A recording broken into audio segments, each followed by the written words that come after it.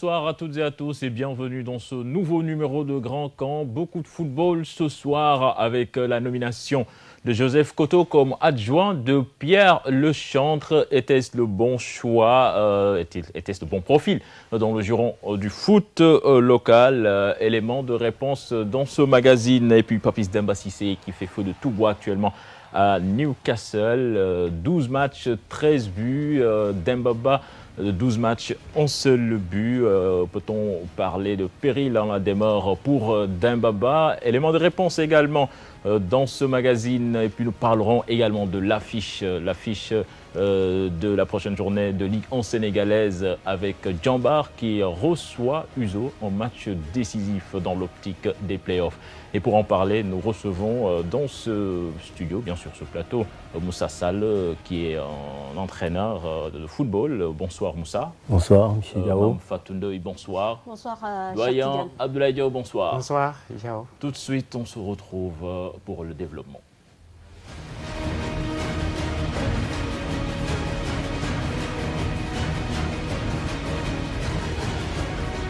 Voilà, donc doyen, je m'en vais démarrer avec vous. Donc Joseph Koto, adjoint de Pierre Lechantre, vous avez vu venir?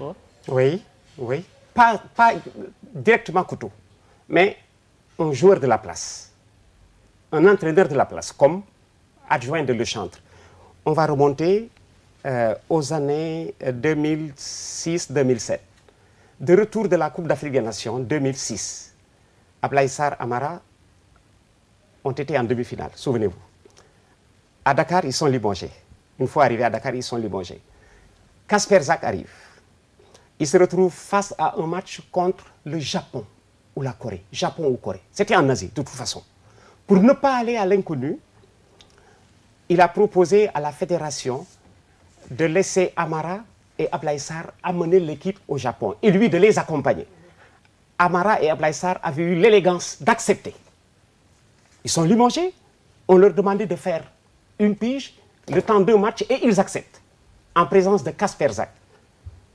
En d'autres termes, Kasper Zak proposait presque l'un des deux comme adjoint.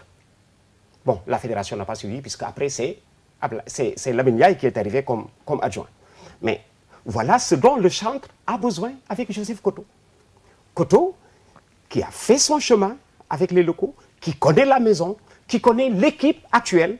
En nommant la venue d'un entraîneur local comme adjoint de Lechantre, c'est pour préserver l'héritage que Amara et Ablaye Sarr ont fini de léguer. Et ce qui est sûr, l'équipe du Sénégal, des 3 prochaines années, c'est encore cette équipe qu'Amara et Ablaye ont laissée à Lechantre. Alors, pour qu'il n'y ait pas de perte, il faut prendre quelqu'un de la maison. Celui-là, c'est Joseph Koto. Ça aurait pu être quelqu'un d'autre, mais Koto mérite d'être là pour tout ce qu'il a vécu depuis 6 ans. Jusqu'à ce jour. Il y en a qui prônaient la continuité, doyen, nous y reviendrons, mais Abdoulaye, Moussa, vous trouvez ce choix pertinent, Joseph Koto, adjoint de Pierre Lechantre? Pas du tout, dans la seule mesure et dans l'optique d'un entraîneur que je suis et que je défendrai peut-être, et que je ne mettrai pas des critiques sur une personne qui a été choisie par une instance dirigeante. Mais ayant côtoyé ce monsieur Joseph Koto que je connais, avec qui j'ai joué en son temps, bon comme footballeur, entraîneur local, mais cela ne suffit pas pour son choix à une continuité, comme je dis, j'aime pas ce mot que les Sénégalais aiment tout le temps dire, c'est-à-dire on est en reconstruction. Non, on construit et on avance. Il faut qu'on finisse avec certaines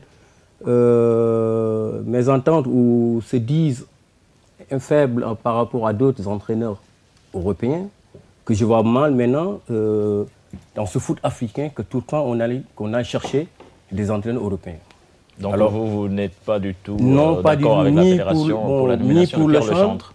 Et pas d'hypocrisie envers ce Koto Joseph, de la simple mesure où il y a des cadres sur qui on pouvait compter et ne pas faire un retour sur d'autres. Comme qui, par exemple? Donc, pour moi, bon, je tairai des noms, mais j'en connais un que j'ai tellement salué. Peut-être son caractère a été mal compris. Son optique, ses tactiques, sa pédagogie, sa philosophie dans le foot, politique et footballistique, c'est Souleymane Diop qu'on dit Jo. qui a eu à m'avoir longtemps, à me conseiller quand j'étais footballeur à la ICB, à l'équipe nationale espoir. Donc je ne vois plus le chantre que je connais. Je suis en France depuis 8 ans. Je suis entraîneur et éducateur et conseiller sportif dans le département 94.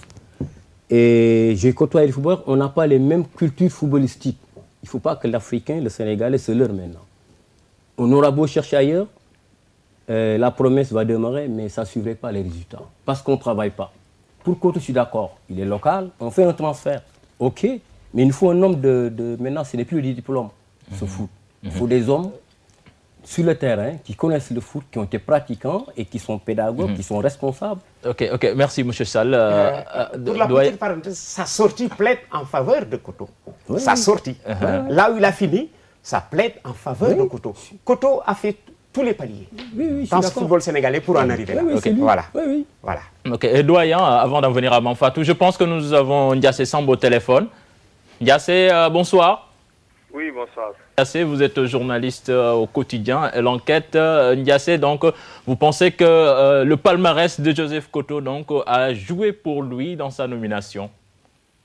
Oui, je pense que son palmarès a joué. Son vécu aussi en équipe nationale locale aussi a joué. Écoutez, je pense que quand on voit un peu le panorama des entraîneurs locaux, logiquement, Koto sort un peu du lot, quoi. Il est là depuis un bon moment. Il a une expérience qui est non négligeable. Il a gagné des trophées, voilà. Et je pense que c'est une certaine logique qu'il soit nommé entraîneur adjoint de l'Échange. Même si, pour moi, c'était pas un peu mon favori, quoi. J'avais même dit que ce serait une surprise pour moi. Donc, voilà, ça s'est un peu révélé comme ça. Mais bon, ça, ce n'est pas illogique tant que ça, quoi. Donc sa nomination quand même est une sorte de continuité par rapport à ce qui se faisait avec Abdoulaye Sarr et Amara Traoré. Ouais, je pense que la fédération essaie de jouer un peu sur le fait qu'il n'y ait pas de cassure dans la politique qu'ils ont instituée depuis l'arrivée. Il y avait Abdoulaye Sarr, il y avait Mayacine. Après le départ d'Amara, je pense que Maître Senghor ne pouvait pas sortir un peu du cadre fédéral pour prendre un autre entraîneur adjoint, quoi. Je pense que donc sous ce rapport-là, il fallait peut-être mettre quelqu'un comme Koto, ou peut-être quelqu'un qui aurait pu être aussi Alassane Dia, mais bon, sortir de ce cadre fédéral-là, je voyais mal le président le faire.